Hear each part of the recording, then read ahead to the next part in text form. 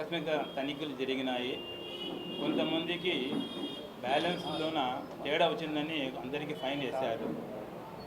కానీ ఒక మిల్లీ అంటే పెద్ద తేడా కాదు అది. గాలి వచ్చినా కరెంటు ఎక్కువలోకి వచ్చినా మిల్లీ మారుతుంది. ఈ రోజు గత 80 ఏళ్ళుగా వ్యాపారం చేసేవాళ్ళు ఒక మిల్లీ కోసం మేము ఎప్పుడు ఏది చేసి ఉండేమో ఏమి జరగదు.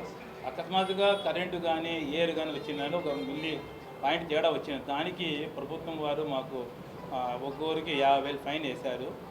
దీన్ని మేము ప్రజాముఖంగా మీ ముఖంగా మీకు తెలియపరుస్తున్నాము.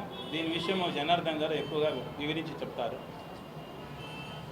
గొంది నాగశెట్టి జ్యువెలర్స్ వారం అందరం కలిసి అనంతపూర్ జ్యువెలర్స్ అసోసియేషన్ తరఫున అందరూ బంగారంగళ్ళు నడుపుకుంటూ చాలా ఏళ్లుగా న్యాయబద్ధంగా చేసుకుంటూ ఉన్నాము.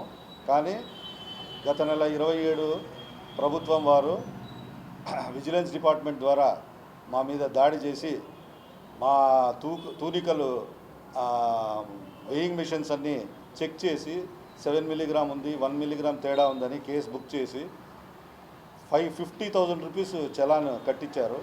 కానీ మేము ఇప్పటి వరకు 1 మిల్లీగ్రామ్ కూడా తేడా లేకోకుండా వాళ్ళు స్టాంపింగ్ చేసిన మిషన్లనే వాడుతూ ఎటువంటి ట్యాంపరింగ్ లేకోకుండా మేము చేస్తున్నాము.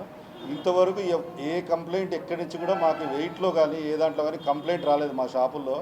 కానీ ఇదేమంటే ప్రెస్లో ఏమని వచ్చింది, మేము ఇట్లా వెయిట్స్లో మోసం చేస్తున్నామని చెప్పి పేపర్లో వచ్చింది. దాని నుంచి మా రెప్యుటేషన్ కూడా దెబ్బతినే విధంగా పేపర్లో రాశారు. అందుకు బాధపడి మేము ఈ ప్రెస్ మీట్ కాల్ ఫర్ చేసినాము. ఎవరే కానీ తూనికల్ వెయింగ్ మిషన్స్లో కానీ ప్యూరిటీలో కానీ ఎటువంటి ఇష్యూస్ ఇన్నేళ్లుగా గత 80 సంవత్సరాలుగా పాతూరులో మేము చేసుకుంటూనే ఉన్నాము. కానీ ఎప్పుడు రాలేదు. కానీ ఈ విధంగా చేస్తే రేపు పొద్దున ప్రజల్లో ఏమని రాంగ్ మెసేజ్ పోతుంది.